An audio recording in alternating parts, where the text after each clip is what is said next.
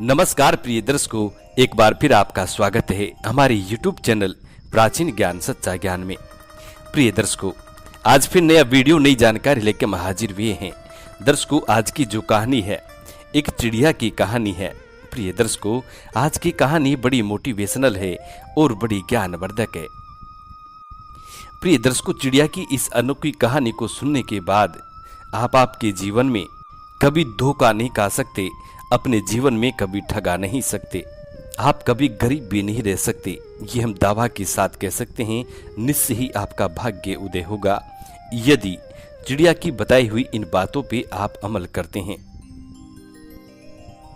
प्रिय दर्शकों, इस कहानी में चिड़िया ने ऐसी 3 बातें बताई हैं। जो मनुष्य इन 3 बातों पे अमल करता है, इन 3 बातों को सदैव अपने जीवन में याद रखता है, उस व्यक्ति का जीवन कभी भी दुखी नहीं हो सकता। वो व्यक्ति अपना जीवन बड़ा सुख में ही व्यतीत करेगा। वीडियो शुरू करने से पहले जो लोग हमसे नए जुड़े हैं वो लोग हमारे चैनल को सब्सक्राइब करें, बेल आइकन ऑन करें, अच्छे कमेंट किया करें ताकि हर आने वाले वीडियो का नोटिफिकेशन सबसे पहले आपको मिले और प्रिय दर्शकों आप उसका फायदा उठा सकें। शुरू करते हैं प्रिय दर्शकों आज की प्यारी सी पावन पवित्र कहानी। प्रिय दर्शकों, बहुत वर्ष पहले अवध के एक छोटे से राज्य में एक राज करता था। प्रिय दर्शकों, वह प्रजा में अत्यंत लोकप्रिय था। उसे प्रकृति से बहुत प्रेम था।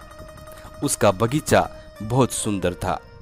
दूर दूर से अच्छे सुंदर सुंदर वृक्ष मंगाकर उस राजा ने अपने उपवन को नंदन वनसा बना रखा था।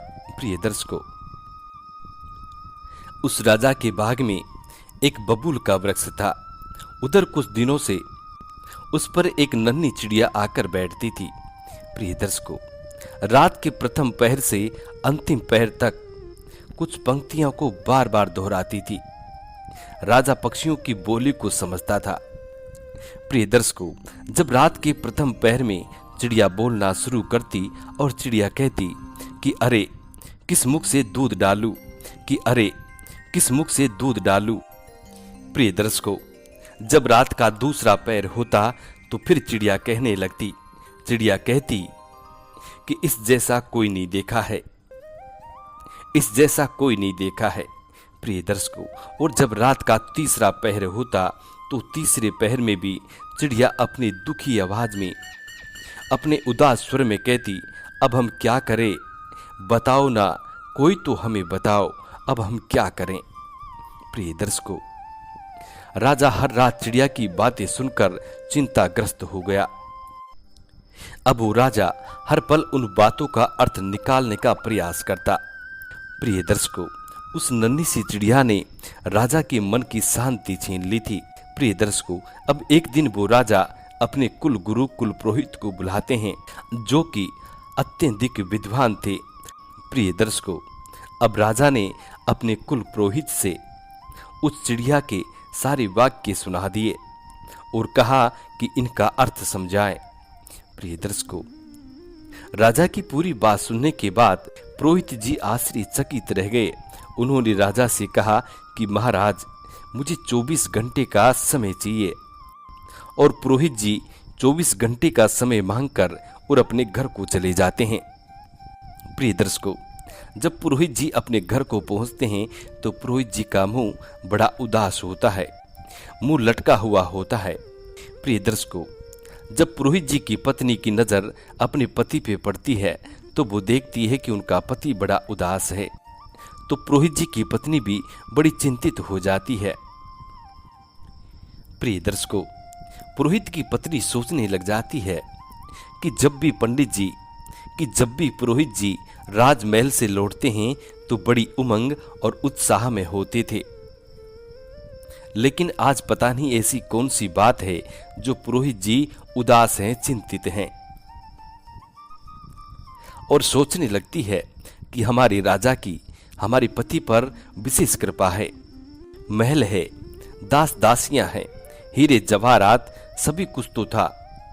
प्रिय दर्शकों, तब पुरोहित की पत्नी अपने पति से पूछने लग जाती है कि ऐसी क्या बात है आज आप उदास क्यों हैं? राजमहल में सब कुछ आनंद से तो है, सब कुछ ठीक तो है। प्रिय दर्शकों, तब पुरोहित जी अपनी पत्नी से कहने लग जाता है कि विपत्ति आने वाली है। राजमहल, वैभव, धन संपत्ति सब कुछ छिन जाएगा। मैं राजा के प्रश्नों का उत्तर नहीं दे सकूंगा। प्रिय दर्शकों, इस बात को पुरोहित जी बड़े परेशान होकर अपनी पत्नी से कहते हैं। अपने पति की इस बात को सुनकर पुरोहित की पत्नी अपने पति से कहने लग जाती है कि ऐसे कौन से प्रश्न हैं जिनका उत्तर देने में आप असमर्थ हैं, मुझे भी बताएं। प्रिय दर्शकों, तब पुरोहित की पत्नी कहती है कि शायद कोई हल खोज सकूं। प्रिय दर्शकों, पुरोहित की पत्नी अपने पति से कहती है कि आप मुझे भी बताएं। प्रिय दर्शकों, तब पुरोहित जी विस्तार से सब कुछ बताते हैं। उस नन्ही चिड़िया की बातों का क्या अर्थ निकलता है, ये कोई नहीं जान पा रहा। पुरोहित की पत्नी ने अपने पति को आश्वासन दिया कि महाराज से कहिएगा कि कल सभा में उन प्रश्नों का उत्तर मेरी पत्नी देगी, और महाराज से ये भी कहना कि वो चिंता ना करें, मैं बिल्कुल सही और सटीक उत्तर दूंगी। प्रिय दर्शकों, अब दूसरे दिन का समय होता है। दूसरे दिन पुरोहित जी ने महाराज को अपनी पत्नी का संदेश दिया। राजा ने पुरोहित की पत्नी को बुलाने के लिए पालकी भेजी। राज दरबार में रात के समय विशेष सभा आयोजन किया गया। एक पर्दे की आड़ में पुरोहित की पत्नी के बैठने की व्यवस्था की गई। रात के प्रथम पहर में चिड़िया ने कहना प्रारंभ किया कि किस मुख में दूध डालूं।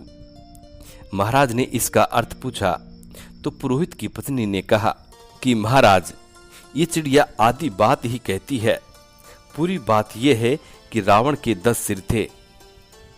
उसकी मां जब अपने पुत्र के 10 सिर देखती तो चिंता में पड़ जाती। कहती है कि कौन से मुख में दूध डालूं। प्रिय दर्शकों, अब वो राजा पुरोहित जी की पत्नी की बात सुनकर अत्यंत प्रसन्न हुआ। उत्तर बिल्कुल ठीक था। प्रिय दर्शकों, जब रात के दूसरे पहर में चिड़िया ने फिर बोलना शुरू किया। चिड़िया कहती है कि ऐसा कहीं नहीं देखा, ऐसा कहीं नहीं देखा। प्रिय दर्शकों, तब पुरोहित की पत्नी ने बताया कि चिड़िया सभी दिशाओं में भ्रमण करती है, बहुत से स्थानों पर वह घूम आई है, लेकिन उसका कहना है कि संपूर्ण विश्व में एक जम्बू द्वीप ही ऐसा है जहां समृद्धि, सुख और शांति है। वहां पर मनुष्य को किसी प्रकार की चिंता नहीं सताती है। ऐसा इस चिड़िया ने कहीं नहीं देखा है। प्रिय दर्शकों, अब राजा को पुरोहित की पत्नी की दूसरी बात पर भी विश्वास हो जाता है। प्रिय दर्शकों, अब रात्रि का तीसरा पहर होता है और तीसरे पहर में फिर से चिड़िया बोलना शुरू करती है। चिड़िया कहती है कि अब हम क्या करें, अब हम क्या करें।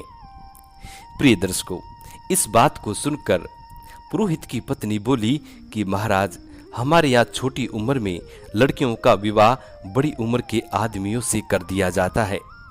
ऐसे विवाह को देखकर ही ये चिड़िया कहती है कि अब हम क्या करें। प्रिय दर्शकों, पुरोहित की पत्नी की इन बातों को सुनकर राजा अस्तबत रह गए। बड़ा खुश हुए, बड़ा चिंतित भी हुए, आश्चर्यचकित भी हुए। सचमुच बहुत से परिवारों में ऐसा ही होता है। प्रिय दर्शकों, राजा पुरोहित की पत्नी के अद्भुत ज्ञान से बहुत प्रभावित हुए। प्रिय दर्शकों, अब राजसभा में भी सभी लोग पुरोहित की पत्नी की प्रशंसा कर रहे थे। रात बीत चुकी थी। राजा को उस बुद्धिमान चिड़िया के प्रश्नों का उत्तर चतुर पुरोहित की पत्नी द्वारा मिल गया था और राजा पुरोहित की पत्नी से अत्यंत प्रभावित था। प्रिय दर्शकों, पुरोहित और उनकी पत्नी को अपने राजमहल से राजा विदा करता है, अथाह संपत्ति देता है, अथाह धन दौलत देता है। प्रिय दर्शकों, चिड़िया की ये 3 अनमोल बातें जो व्यक्ति अपने जीवन में उतार लेता है, उसका जीवन कभी भी दुखी नहीं रहता, उसका जीवन बड़ा सुखमयी होता है। प्रिय दर्शकों, यूं तो ये एक पहेली है, लेकिन इस पहेली के पीछे कुछ गूढ़ रहस्य भी छुपे हुए होते हैं।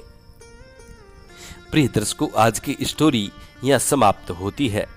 हम उम्मीद करते हैं कि आज की ये कहानी आप लोगों को बेहद पसंद आई होगी और इस कहानी से आप ढेर सारे लाभ उठाएंगे। मिलते हैं प्रिय दर्शकों आने वाले नेक्स्ट वीडियो में।